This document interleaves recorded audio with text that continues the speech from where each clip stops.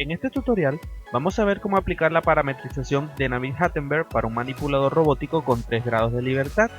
Con este proceso al final obtendremos una tabla que representa un estándar en la descripción de la geometría de manipuladores y brazos robóticos. Este manipulador es antropomorfo, con 3 articulaciones de revolución, un modelo muy popular a nivel industrial por su alcance relativamente amplio y la economía de su implementación.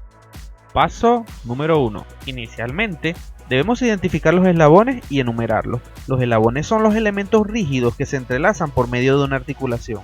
Se enumeran empezando con la base fija, la cual será el eslabón 0, hasta el eslabón n. Teniendo entonces el eslabón 1, eslabón 2 y eslabón 3. Paso número 2. Ahora se deben identificar las articulaciones. Debemos recordar que una articulación es el punto de unión de dos piezas rígidas que permite cierto movimiento entre ellas, teniendo así la articulación 1, articulación 2 y articulación 3. Paso número 3. Bien, ahora debemos identificar el eje de cada articulación. En el caso de una articulación revoluta, su eje es su propio eje de giro, teniendo entonces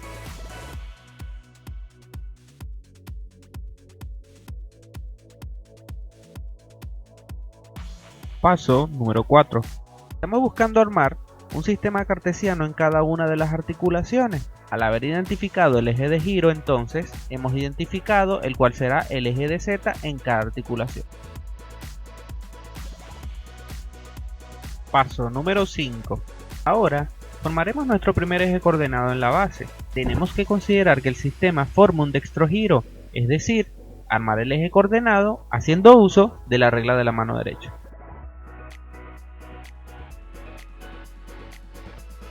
Pasos desde el número 6 hasta el número 9. En este conjunto de pasos vamos a hacer un proceso análogo al del número 5 y así ubicar los ejes coordenados en cada una de las articulaciones. Paso número 10. Ahora procedemos a identificar el ángulo θ sub i. El ángulo θ sub i es el ángulo que hay desde x sub i menos 1 a x sub i medido sobre z sub i. Sin embargo, en articulaciones de revolución, θ sub i es un parámetro variable, por consiguiente vamos a tener θ sub 1, θ sub 2 y θ sub 3.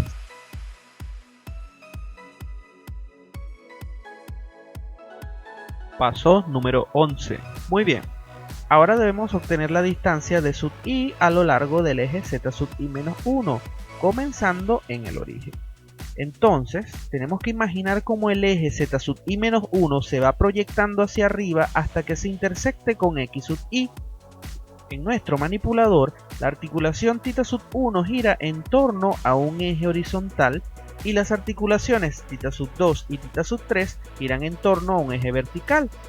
Esto hace que z sub 0 y x sub 1 sean perpendiculares, proyectándose la distancia L1 en z sub 0, mientras que de z sub 1 a x sub 2 y de z sub 2 a x sub 3 no se proyecta ninguna distancia, teniendo entonces d sub 1 igual L1, d sub 2 igual 0 y d sub 3 igual 0. Paso número 12. Para articulaciones giratorias, la distancia a sub i se debe medir a lo largo del eje x sub i, y esta va desde la intersección de z sub i menos 1 con el eje x sub i hasta el origen del sistema i. Desde z sub 0 hasta x sub 1 no se proyecta ninguna distancia, no obstante, la intersección de z sub 1 con x sub 2 se proyecta en x sub 2 como la distancia L2. Mientras que la intersección de z sub 2 con x sub 3 se proyecta en x sub 3 como la distancia L3, teniendo entonces a sub 1 igual 0, a sub 2 igual L2 y a sub 3 igual L3. Paso número 13. Finalmente, para formular nuestra tabla, el último parámetro a medir es el ángulo alfa sub i.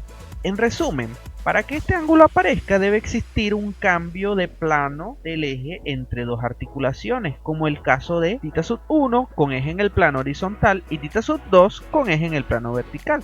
De tal manera que en z sub 0 y z sub 1 hay un ángulo de 90 grados medido en un plano perpendicular a x sub 1, mientras que de z sub 1 a z sub 2 y de z sub 2 a z sub 3 el ángulo alfa es 0, teniendo entonces alfa sub 1 igual 90, alfa sub 2 igual 0 y alfa sub 3 igual 0. De esta manera nuestra tabla de parámetros DH es la que vemos a continuación y nos será útil para la realización del modelado robótico, ya sea de manera analítica o computacional.